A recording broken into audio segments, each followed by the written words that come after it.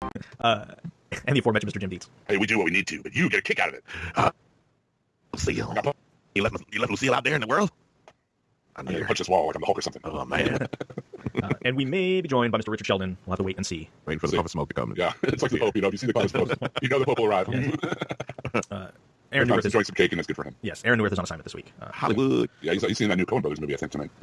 But we will make sure he is back for next week, even if it means that we have to adjust our recording schedule. Next week will be a big deal, so Right. we will endeavor to put all hands on deck. Because we got to save the bridge. We got to be together. We need the bridge to keep us all together. Yeah, hopefully I will be here next week. I have some work stuff going on that hopefully won't be too bad, and I will be able to be here as well. Yeah. But we shall see. And happy Halloween, everybody. Yes. Happy Halloween. As you listen to this, it'll be Halloween Eve, All Hallows Eve, how do you? Something like that. Yes.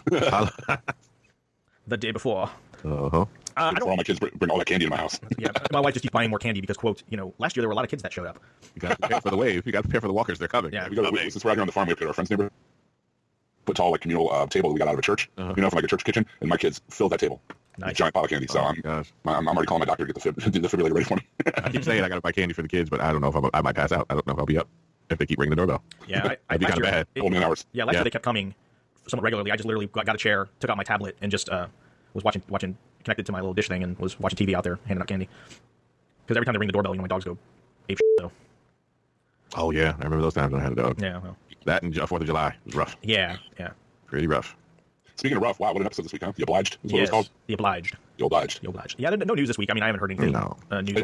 I did go to that Living Dead retrospective at the Heinz Sister Museum yesterday, though. That was pretty badass. It was pretty great. They had people from the Tom Savini makeup group, like they put zombie makeup on people, and they had the original Living Dead on a big screen, like on one of the walls. They had people there from the original cast. They had a lot of vendors there. It was a nice thing. So it was a good time. Cool. Pretty cool. Very zombified. Yes. I would think so. Yeah, it was nice to get our minds off what's been going on here in Pittsburgh lately. Oh, I can imagine. Yeah. Indeed.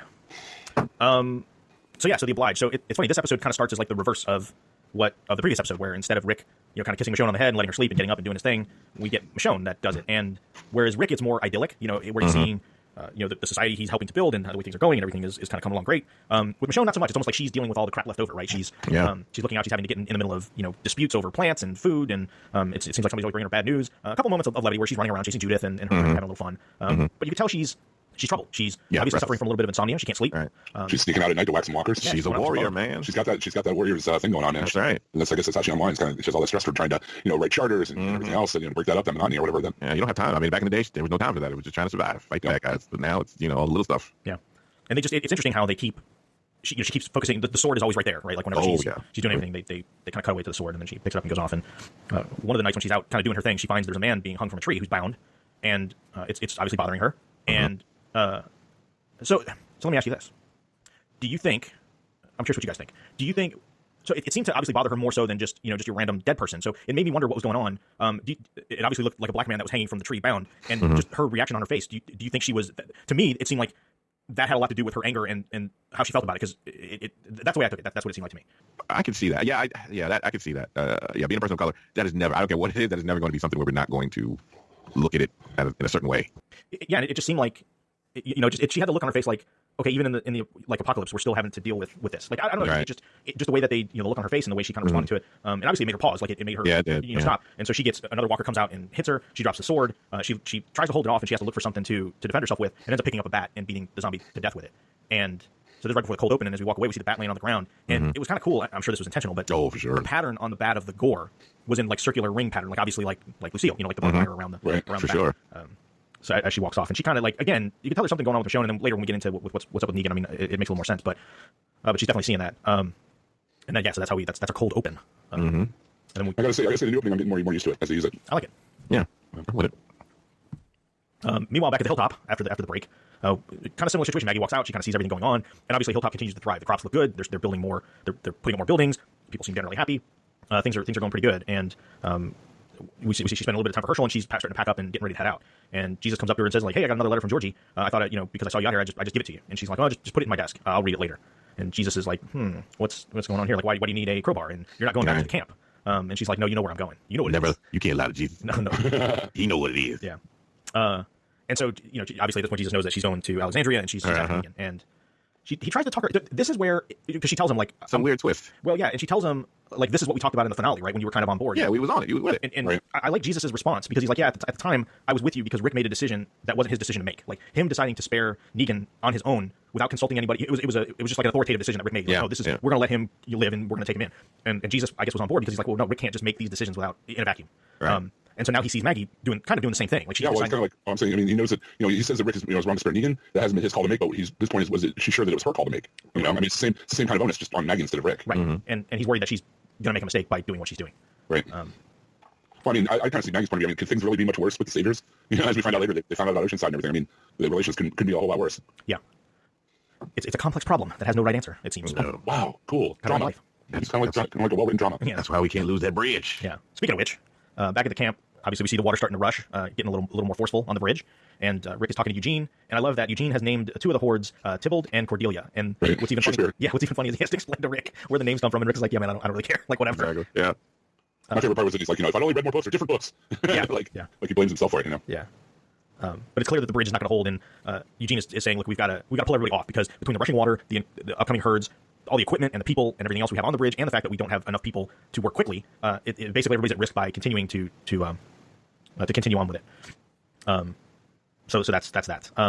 Carol pulls Rick aside and says she's going back to the kingdom. She's taking her people with, and Rick is like, what about the sanctuary? What's going on with there? And Carol's, I was really with Carol this episode, because she said, look, they're on their own. Like, and it wasn't in a nasty way. Like, she wasn't angry with Rick. She not at all. Like, hey, they've got to sink or swim on their own. Exactly. They may not all think that way, but some of them do. And they left us high and dry, and they're more trouble than they're worth. They can't sustain themselves. Mm-hmm. We can't count on them, even when we bend over backwards to try and give them an opportunity to contribute, and the rest of the group will come in and help them out. They screw it up. You can't be daddy. Yeah, because you can't be the overbearing daddy for them. No. Like you always coming in and kind of, telling them they have to do this or they have to do that. All it does is just make more resentment. They have to figure out, which way they're going to go. If they're going to go the Negan route, then they have to decide that. You have to know. I like what Carol put it. She said it's up to them to figure out who they want to be. Yep. Like she did. Whether they want to be them or with them or against them or whatever. Like they all have to. Them. And I think she feels like, okay, well, if there are a group of them at the sanctuary that don't think that Negan is the answer, or that violence is the answer, then they'll, for lack of a better term, apply for amnesty with the other communities, right? Those people will leave and just be like, look, take us in. We don't want to, we'll do whatever you say. We'll contribute. We'll be, good people. But there's too big of a contingent of those people that just are asshats, and they're never going to be anything but. And they're just going to be a drain on everybody else. Yep. And they got to clean house. Yep. They've got to be the ones to clean house. There's just no other way around it. And I think Rick kind of gets it. Like, he doesn't like it, but I think he gets it. Then Jerry comes and tells Rick. So I thought I heard this to be that Jesus got word to Jerry to tell Rick that Maggie's on her way to Alexandria. Was that that Jesus was the one that said it, or did I mishear? Yeah, Jesus to Jerry, and then Jerry sent it to tell him that Maggie was on the road to Alexandria. Right. Okay. Yeah, I just want to kill Negan. Yes. So Rick, of course, gets on the radio and says, hey, if Maggie really shows up at Alexandria, you're to detain her, hold her at the gate, don't let her in, make sure she, and make sure that Michonne escorts her if she does come in, and I'll be there. And then they cut to the girl that's the quote relay station, and she's reading like some 70s magazine from the 70s or some fashion mag, and she's like, yeah, I'm pretty sure she's done. I forget what she said, but it was just basically like, yeah, I'm pretty sure she's done taking orders from you or listening to you or whatever. Basically like, yeah, I'm not really. She said something like over. Yeah, she said somewhere like I'm pretty sure she's over it now, something like that. Yeah. And they made that magazine. Oh, did they really? They created that magazine just for that scene. How funny. Wow. I guess a lot of work when you get for something you really don't even see the cover. You'll see it at a convention near you at some point. They'll charge. Oh, I'm sure it's going to be worth money now. In an auction, but more likely. Mm-hmm. Yeah, it's worth something now. So Rick decides he's gonna go after her. Daryl kind of overhears it and plays a little dumb, like, hey, hey buddy, what's going on? Hey buddy, want me to take you? Hey, you want to ride? Want to ride, buddy? And so of course Rick hops on. They take off, and when they get to the turn, Rick's like, hey, you missed the turn back there, and Daryl's like, yeah, pretty much. And he's like, stop the bike. He did do the voice. Yeah. And so of course they stop again, and the two of them kind of get into it, and then the world's most convenient sinkhole shows up, and they both fall in. Isn't that what it said? I was like, holy cow. Opened? Much like it was the bridge of plot device, now it's the sinkhole of character separation. Yes. Convenience. But so yeah, the one thing I like about the scene is they really gave Norman Reedus some range, and what he says to Rick is, it's just like Rick is like, look, we can't kill him, we can't make him a martyr. If we make him a martyr, then it's all this falls apart, and he's almost manic about it. Yeah, and Daryl's like, he's like, I'm sorry, it just felt like I think everything has been like him trying to hold back all these fires, put out all these little fires to hold back what's happening because he's so scared it's not going to go the way that he wants it to go. Yeah, and it's kind of like it really was a good scene though, the way when he did crack it at the perfect time. Yeah. Well, I mean, Daryl is supposed to be his right hand man. Yeah. Like, I'm fine with Maggie killing Negan, just like I'm fine with the Oceanside doing the Saviors, and Rick can know that. I'm just like Rick, that kind of was like, whoa. Yeah, but he hasn't been listening. He's only been seeing his vision, right? And he's so scared of because listen, some bad stuff is going to happen along the way of getting to with the good place, right? But he does it. He's just so scared of it not going right. I think in part he feels like his determination for killing Negan, like it blinded him in last season, and I think in part he feels like it cost him his son. Yeah, he wants to say the reason why he wants to be. I think he's been able to deal with the loss of Carl because he feels like I lost Carl. At least by losing Carl, it was necessary for the war to stop. for us to start to begin this civilization that we've been starting, to get this peace that we've been brokered. That's why he died. Like I can go with it knowing that he died for a reason, and that's the reason for so many, for us to come together and stop all the killing and stuff. But if it's not for that, I don't think he can take it. Yeah. Daryl has this great point where he says, Rick, you're putting your faith in the sanctuary to do the right thing. And you're putting, that these people are going to see that because we're not killing Negan, that they're going to do the right thing. He's like, you have no faith in us. Like, we're the ones that were with you from the beginning. Like, we've stuck behind you through thick and thin. We've backed you. And Rick said, well, I didn't want to lead. It wasn't what that wasn't what I wanted. And Daryl basically says, well, it may not be what you wanted, but we all thought it is what was right. And he tells me, he's like, man, he's like, I would have died for Carl. I would die for you. He just, Daryl's trying to say, like, look, I'm, and Rick at first tries to throw it in his face about Dwight. You let Dwight go, even though he did what he did, to you. And Daryl doesn't have much to say about that, but it's the fact that Rick just keeps on. And just keeps on and thinking that, if he keeps Negan alive and keeps trying to bring the sanctuary in line, that it's going to go his way. And he also made a point where he said, even with Dwight, he's gone. Yes. Like, Dwight is not in everybody's face. Yep. Like he's not a reminder. You don't look around and see Dwight. Yeah, Dwight could have, he could have went the route of, they could have went that way to be part of the community. They could have. But no, Daryl's like, no way you're going to let him walk around. And I think Daryl pretty much was saying, if he'd have stayed, I probably would have killed him. The fact that he's not dead is because he's not here to be dead. Oh, he'd killed. Yeah. Well, he's like, I died for you, I would have died for Carl, but that's not meant to be. You chase it for him that ain't meant to be. And, right. But he tells him you got to let him go. Yeah. He tells Rick you have to let him go. Right. And I think in that moment, Rick was finally getting it. Like, he finally... I felt at the end, and who knows what's going to happen in the next episode, and we'll talk about it later, but I finally got at the end of this episode, or at the end of this exchange, that Rick kind of would be okay with it. Like, if that's what Maggie had to do, was go there and kill him, I think Rick would have made peace with it. I think he finally got what he was trying to say. I think he finally got what I was trying to say, because it's something to treat, like, it's almost like when you go out of your way to treat a guest better than the people in your own house. Yep. But you do it to a point where it's almost detrimental to your relationship with the people that have been with you, your family, whatnot. Like, you either treat them both equally or not, but you should have a little more trust in the people that have been there for you all through, all the things that they've been through. And I think that's why he's been losing them. I think that's why, that's why he lost Maggie and he's been losing Daryl. Yeah.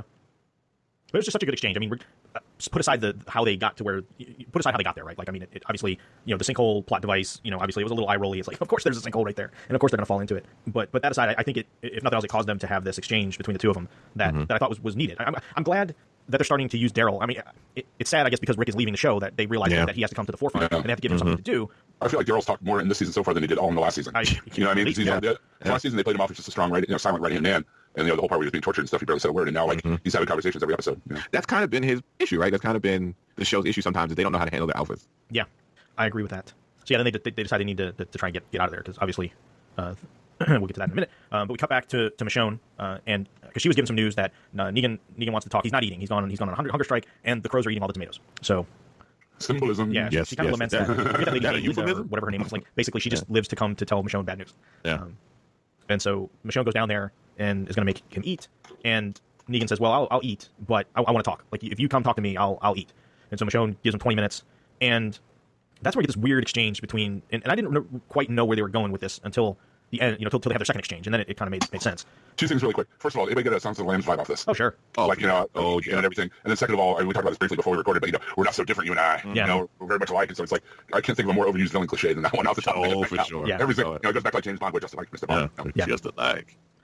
But he starts talking about, how he's glad his wife didn't live to see him like this, and that, she died of cancer. And he starts asking about, Michonne's kid, and she tells him, and Negan, that's when Negan says, well, he sees her dying inside these walls just like him. Like, he tries to relate to her in the fact that being kind of cooped up inside and having to do things this way that Rick wants him to do is kind of slowly killing both of them. And it doesn't help that Michonne is kind of going through this, I don't even know what you call it. I can't really call it like a crisis of conscience or anything like that. It's almost like a restlessness or a...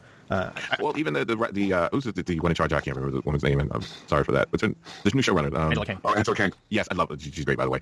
When she talked about the scenes, she was saying that it wasn't even a crisis of faith for Michonne. It was more like she has been used to fighting so long. Yeah. That it's just, like, she has this energy. Like, you can't go from being, a warrior like she is to just being in peacetime all the time. Like, it's going to affect you, and this is what she's going through right now. Is trying to adjust to that. But he kind of pushes it too far, though. Yeah. When they talk about her son Andre, and then he's like, I had this written down because all he would have done is made you weak, and that was like, well, that's a step too far, and that pissed her off. Yeah. I think he does. He pushes and prods, and then he pulls back when he needs to. So this is what he does. This is how he manipulates you. Yeah. And then she throws the food and walks out. Like I said before, he's like the white trash Hannibal Lecter. Yeah. Give in to your hate. That's his thing. Right? The lambs, Clarice, the lambs. Yeah. Like, feed into all your dark urges, and that's what he's trying to kind of, say that that's what she wants. She wants to fight. She wants to be out there. And the one thing, so did either of you think that he was actually telling the truth, or do you think he was, this is like a Joker scenario where he's going to tell the story based on who he's talking to? Like if he was talking to somebody else, would he have said different things? I think he uses part of the truth to fit when it's necessary, when it helps. Yeah. depends on the person. I think the wife. I think what he said to her was truthful. Okay. Other people I can see him lying, but I think what he said to her was truthful only because it still benefited it still benefited him by saying this truth. Gotcha. You know, remember the reason he ended up leading at Sanctuary or whatever is because he's a master manipulator. Yeah. He would manipulate everybody to do what they need to do for him to be in charge and for him to rule or whatever. And he still has that gift. You know, he's able to find other buttons to push, and he reaches in and pushes. You know. Yeah, that's what kind of like in the back of my head I was like, well, maybe he's just telling this story because he knows that's what Michonne, that's what he needs to do with Michonne. Like this is the thing. Right. So This is Great interrogators. One of the things they learn is if you can use part of the truth, you know, to get to kind of get to someone, you do it. Yeah. You've been watching too much Criminal Minds, man. I have. You and your unsubs. Oh, you got to break the unsubs. That's how you do it. Get in their heads. Yeah. So after she storms out, we go back to. So I'm not going to call her Anne in this episode. I'm going to call her Jadis. Right. She's not full Jadis mode, but she's kind of Jadis mode. Nah. No, she's about to. I mean, you're just going to see. She's about to feed the guy who she supposedly cares about to a freaking walker. Yeah, but that's Jadis mode, dude. Well, everything but the speech. She didn't fall back into the Jadis speak. Yeah, I guess you're right. But so, do you think that the point of what she was doing was she would have him be bit, and then they would take, like, when she got picked up, she would be able to take somebody that was bit but not dead and hasn't come back yet, so they could take him back and do research. I wonder if that's what they mean by A and a B. Like a B would be one that's bit. Like maybe an A is an alpha and a B is one that's been bit that they could use for research. I don't know. They alluded to something else with the showrunner on the Talking Dead. They alluded to the A's being valuable, like alpha males, right? Yeah, and the B's being kind of cannon fodder. But I mean, the thing she says though, I mean, when he wakes up and she's about to stick the thing on, she goes, "There's only one place left for me to go, and you're the price of admission." Right. Yeah. Which means that she would need to give him. Like to them. Right. So to me, that just seems like, and obviously, if she's going to stick a walker on him, that he would be bit. So right. That's the only thing I could come up with is they either send this group somebody that's going to be able to fight and kick ass, or they send somebody that's been bitten but not turned yet, so they could further do more research. Because obviously, wherever these people are at, there's some sophistication there, right? Like they've got helicopter pilots and you know, God knows what else. Radio stuff. Yeah, yeah. Anyways, I thought that was interesting. But anyway, she ties him up. Gabriel is able to kind of talk her out of it. She pulls the walker back and then chloroforms him and knocks him back out. Yeah, it's kind of it hit her though. I don't think she was ready to be forgiven like that. Yeah. That bothered her. Yeah. I think that really bothered her that even though she was going to do it, she was going to do it. And even in that act, you know, like this is the thing this is what she does, right? She's done this many times before. Also, that's not the first time she's done the whole thing with the walker. She was going to do it to Rick, and she was going to do it to Negan. Yep. Remember? Yep. They're the A's. They're considered the A's though. She was going to do it to all the A's. Right. But when he, you know, like, and her whole thing was this, all you'll think of me is this wild, you know, the evil wild woman that did these horrible things. And so when he goes and says, I forgive you for I let you down, and I forgive you, and hopefully someday you'll forgive me. That was a gut punch that she just couldn't take, you know, and that kind of compassion and forgiveness was just not something she could roll with. Right. So she couldn't do it. That makes sense. Yeah, she couldn't do it. She had to go. She let him go, Yep. even though it probably cost her you know, her entrance to the promised land or whatever that she thought it was. Her last sanctuary, actually, yeah. So the next. Well, I wrote this down too. The thing that she wrote on the note that she left him was, if you want to go fast, go alone. If you want to go far, go together. And you have to go fast. Yeah. So. Yep. Back at the camp, Jed is back, and the A-hole saviors are with him, and they pretty much say that they were able to take down the guards around the camp and take over the weapons, and they kind of have a standoff with the group. And Carol in particular, we see Jerry comes out of the tent and kind of pulls his coat back to show his gun. Carol lowers her weapon. Yeah. And then she's able to take Jed down, and then we cut away, but we hear all the gunfire. So things are, well, we don't cut away. Gunfire starts going on. We're not really sure what's happening. It's very chaotic. Like, we don't know if anybody's been shot, if who started it, who fired first. Like, we don't know. I'm guessing by the way they showed it and where Jerry was, and he was kind of out of view. I'm guessing he's the one who probably shot first. But this stuff that Jed was saying that Carol was not cool. No. Man, that's when he called her a weak little woman who got a lucky shot. I'm like, dude, you got a lucky shot between the eyes. Yeah. You a weak little wow. I know, man. That's my girl. Hold that. Yeah. Hold that for a minute. He said, Carol, I'm going to catch his hands. So of course, where Rick and Daryl are down in the hole, they hear the gunfire, and they're, at that point they're worried about the herd, like the hordes, that the gunfire is going to reach them. So they get a little more frantic about trying to get out of there. So we cut back to Alexandria again, and Michonne is back at the books, and she looks over and she sees her sword, and she can't. It's like, you can tell she can't focus. Like she's she's writing. It's like she's like angry. Just kind of scribbly, and you can tell she's unfocused. Maybe that's a better way to put it. So she goes back to Negan again. She brings him some new food. She's going to give him, basically kind of going back because she realized she lost her cool, and she let him get to her. And she comes back almost like she realized what was going on with him, and she's not playing into it. Like, she's much more confident, and they have a much different exchange. Like, she even kind of laughs at him, and Negan says, "Oh, I think you're afraid of being like me," and she's like, "No, I'm not." She's like, "No, that's not what's going on." And to me, once they had this exchange, I said, "Okay, this is what Negan's doing. He's trying to obviously manipulate her, but manipulate her specifically." And then it gets a little weird with Negan, where he says that he wants to see her. And obviously he means Lucille, and she's like, "Yeah, that's not gonna happen." And he even asks where she is, and then I think, what did she say? She goes, "I don't know. We left it." Like, basically, we just tossed it aside and left it. Yeah, she said we left it out there. We left it out there. Somewhere out there. Yeah, you left it out there. And you could tell he's starting to lose it. Like, I was just. Oh, that was it. I mean, he just. We started punching the stone wall. I mean, that's when he cracked. Yeah, well, he headbutts it, doesn't he? Yeah, he headbutts it. Yeah. He headbutts it. Yeah. Hulk smash. Yeah. Negan smash. Negan need Lucille. Yeah. So obviously he's not holding it together very well. No. Sun's going down, little guy. Yep. Yeah. Sun's going real low. So we cut back to Rick and Daryl, and obviously the herd is coming down the hole. And this was actually like kind of amusing to see, like they're sliding down into the hole. It's raining walkers. Yeah, Rick definitely had that. I'm too old for this kind of shit. I can't do this no more. Kind of look to it. But it was like instantly they just turned it, right. It was like, we gotta get out of here. And he gives him a boost. Rick tries to get up. They're trying to fight it. And I love that Daryl, Rick has the other vine. He's like, hey, can you get to this one or the root? And so Daryl just takes a couple of the walkers that fell down that he killed and starts piling them up so he can stand up on them as a boost. Yeah, because this ain't nothing else. Yeah, this is real stuff. This is what we do. Yeah. So he piles up a few walkers, gets on top. They come down, and of course, things are getting hairy, and Rick is able to get out. He kind of looks around, make sure he's not going to be taken by surprise, and he's able to go after Daryl. And then of course we get the brother, take my hand, take my hand, and we get the I'll die for you. They made up. They kind of did. That this was their. This is how they deal with each other. It's funny because this is how he deals with his brother. Yeah. Right. Yeah. They fight. Yep. They don't talk. They fight. Yep. They talk at each other, and then they fight, and then they start to listen. Yep. Right. So obviously they get away. We get the random magical horse that shows up out of the blue. Yeah. Right. But don't trust it. Yeah. And so Daryl, is going to take him back, and he's like, no, I got to get this herd away. And of course, knowing that there's one episode left for Rick, you're like, oh, okay, well, this is where this is going. This is your dumb thing that you do that probably will cost you your life, and that's the thing. It was such a. I wanted to yell at Rick even to say it. Like you can't, and then Daryl said you can't say the bridge. You can't, and again, Rick with the we can't lose the bridge. Like he thinks everything is on is on his shoulders. Again, not trusting everyone else around him. That's been his problem. He won't trust the group. Yeah. Well, and again, he still believes in it, and he's almost obsessed with it. He's obsessed with it. Exactly. Like, I know we keep saying that's like the symbol for him, trying to build a bridge between all these different factions or whatever. But in his mind, that is all tied up in that. He's kind of got it, like Daryl said, obsessed is the word here. He's becoming Colonel Nicholson in Bridge on the River Kwai. Right. Exactly. Yeah. when maybe if you and it's like, well, maybe if you let it go, let the bridge go, because it's even like Daryl said, like, look, we could lead them back to the bridge. We know it's not going to hold. It'll collapse. They'll all get washed away. And Eugene has already told him that that's what's going to happen. Yeah, that's what's going to happen regardless, right? And he just won't. And again, he won't. He just can't hear it right now. He's not ready to hear it. But after a death montage, I guess he'll hear it. Yeah, because that's what we see coming, right? Yeah. So of course he gets on his horse, heads one way. Daryl heads the other way, and then we come back to Gate. Well, listen, I'm sorry to interrupt, but this is the thing about Rick. It's like the old saying, "It's my way or the highway." You know what I mean? Like from Roadhouse, and that's the way it is with Rick. It's got to be his way or no way at all. Well, sometimes, and again, it really goes to that thing of sometimes. A lot of times we see this in sci-fi as well. When it's the old, when they find somebody from the past and they have to say, sometimes we got to be gone. Sometimes we got to get out of the way. Like for us to move forward as a civilization, for us to move forward into a better place. Sometimes us old guards have to go. And it seems like that's where they're going with Rick, where he's like, I got to get out. I'm just as bad as Negan. I have to get out of the way because I'm preventing us from moving forward. Things are happening. People want to do things. People want a civilization, but you have to. All the fear that he has, it's making him make bad decisions. And because of how strong he is as a leader, it's preventing things from happening that probably should happen. Yeah, and, I mean, symbolism aside, obviously, I think there is a real reason to try and save the bridge. I mean, if you're trying to rebuild society and you have these separate communities and the bridge being gone is causing them to, I mean, it really is a problem. I mean, the fact that they have to go so far out of their way to move about, and this was a major artery for them to get from point A to point B. Again, I mean, it doesn't seem completely irrational to me. Like, I can see where he's like, I'm going to try everything in my power to keep this going. Like, we always to try and... But until we get to a point where all three places want the same thing as much as the others do, again, we're going to have the same problem again. Sure. And I would agree with you, Russ, if Eugene hadn't already told him that it was going to be washed away. Eugene hadn't already been like, hey, this is not going to happen. This is going to be washed away in the next levy going down. We're not going to be able to. It's pretty much already an abandoned cause. Then if he hadn't told him that, if there was still some hope for it, then I could see Rick's point. But there's not. I mean, he's already been told it's going to be a wash and it's going to be washed away. And it's not going to happen. And it just seems like an irrational move for him to hold on to it when he's already been told it's not going to happen. Well, part of that decision, though, I think was predicated on the fact that the horde is going to come at them. And I think maybe if he feels like, okay, if I could lead the horde away, or these two hordes away, and so they don't factor in the equation, that might buy us some time to possibly, pull it out, to dig it out. And I just think I read different books. Exactly. Because I really kind of think it's like, because like Hilltop doesn't want it right now. Like Hilltop is at a different place than Sanctuary, and like none of those communities are in the right place right now to work together, because they were all working together. They might have gotten it done if they all were, like the whole community, all the communities were working together without all the infighting and the whole nonsense.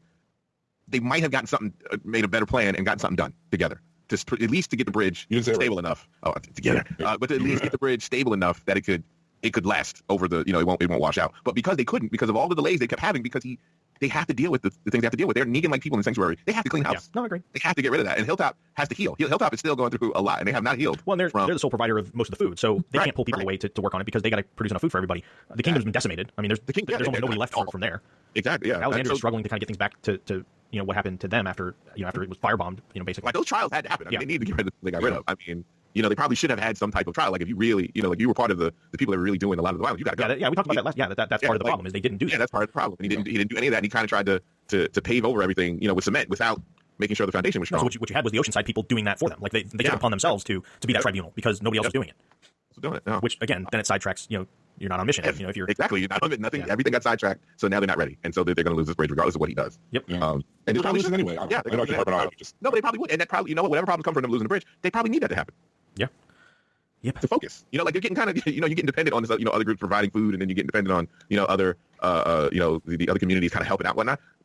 Like from day one, I thought, Sanctuary, y'all got to get your shit together on your own. Y'all did a lot of dirt. And you have to figure out what you're going to do. Like Carol said, she knew, she could see it. You know, she said the right thing. Which proves again, she's one of the right leaders. Like Rick gone, Michonne is a good leader. Carol's another one who's a good leader because they kind of can see past a lot of things that Rick can't. Yeah. Because of his experiences. So I think they need that kind of leadership. It's going to be something to see Rick not there anymore, though. Yeah, I agree. It's going to be so weird to see him not there. But I like the way that it's been set up, though, is that it kind of looks like he does need to go away. You know, for them to be able to transition in a way because he's such a strong force. Whether he doesn't want to be, even when he said to Daryl, I never asked you guys to follow me. Yeah. And Daryl's well, maybe you should have. Like it's always been on him, and they all follow him, even when he doesn't want it. And probably there are times when he lead them down a dark path, but they followed him anyway, straight in that dark path. Because it's just that they want to follow him, they want to believe in him, and you know, it's kind of dangerous because Rick is on that. You know, sometimes he gets that tunnel. He just he just only sees that one way of doing this thing, like Negan on the other side of the, you know. That I could see what you say they're both the same. Like if Negan said that to Rick or said that about Rick, I could see that. Oh yeah, him and Rick are very similar. That I can see. They're like just one tragedy away of going dark, right? Or one happy thing could have kept Negan from becoming what he became. You know, if his wife didn't die. You know, if he had a little bit, maybe if they did have a kid, you know, that could have kept him from going down that path. But yeah, that worked a lot better than saying, you know, to Michonne that we're the same, because you know that's bullshit. Well, yeah, and I think again, knowing where that went on the second run through, it made more sense to me. Like it seems so off the wall at first, and then you're like, oh, okay, I get it. He's desperate. He's so desperate to try and get somebody's, you know, goose to get them all, you know, jacked up that he will try anything. He will, you know, make 2 + 2 = 5 if he thinks it'll work, even if it doesn't really fit. Exactly, because if anything, she's been stronger than all of them because she's lost the most precious thing to her, and she still never went that dark. Yeah. And I don't think you can say the same for Rick if he had lost both his kids. Yeah, oh, for sure. Yeah. At this point, yeah. So it's gonna be interesting time we got coming up next week. It is. Yeah. So we cut back to Gabriel, like Jim said earlier. He wakes up. He's in one of those cargo containers, disoriented. Jadis is gone. He has a note pinned to him, and Dear John, that's when he sees. Can't love you anymore. And he broke down pretty hard. Oh man, yeah. He lost it. Yeah, he did not take that well. Gabriel's in a weird place at the end of this episode. Yeah, very weird place. Yeah. So we got back to Michonne. She's reading a story to Judith, and at the end of the story, you know, again, the story has a bat in it, so she can't she can't escape. You know, she keeps seeing the bat or the sword, and again, I think they're trying to tie that to Negan, and it's obviously bothering her. Yeah. And of course, Maggie is on the way. She's pretty much there at the end of this episode. We cut back to Rick, who is trying to lead the herd away. He runs into the other herd, and the horse starts to get spooked, and the horse throws him, and lo and behold, of course, he happens to fall on a random pile of rubble, which just happens to have some rebar sticking out. Of course. Sure does. Which again, I was like, oh man, that's like really convenient. Like, is that how he's going to go out? Yeah, I was like, and they tried to be coy with it where he's laying there, and at first you thought, okay, well, he whacked his head, right? Like you thought he just kind of smacked his head, and then they were just being so coy about the placement of the rebar. I'm like, well, obviously he's been impaled. They're just taking their sweet time. You knew it. Showing it, and of course they show it. I was like, mother ever. Yeah. I can't say I was too crazy.